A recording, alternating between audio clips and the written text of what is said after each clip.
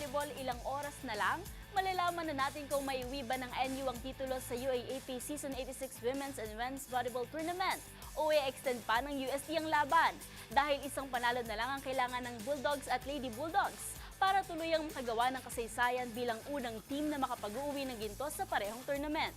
Ang mga dapat tutukan sa report na ito.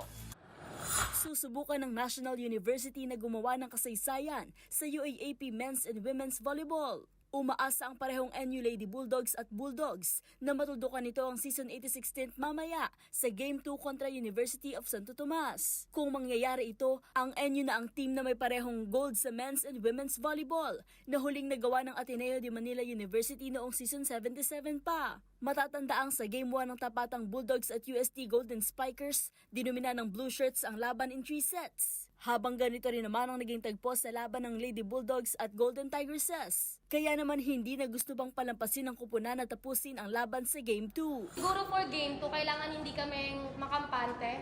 Kailangan isipin namin na syempre UST yan, palaban yung team na yan. Kailangan yung mindset namin is, kailangan tapusin na namin sa Game 2. Katulad nung sa do or die, kailangan hindi na namin paabutin ng do or die pa. Huwag na kami maghanap ng challenge.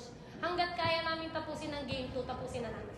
Sa kabila nito, siniguro naman ng UST head coach na si Kung Fu Reyes na babawi ang kanilang team. Yan ay kahit pa na early exit ang star player nitong si Angge Poyo sa unang game dahil sa ankle injury. Ang kailangan lang namin gawin is bounce back. Nandito na kami, talagang win or go home na kami ng Wednesday. So talagang unang muna, magre-reflect muna ulit itong mga bata at ganun din sa amin. So hopefully makabawi kami ng Game 2. Mamaya mangyayari na ang inaabangang Game 2 ng 4 na kupunan. Unang maglalaro ang men's team ng 2 p.m. na susundan naman ang women's sa 4 p.m.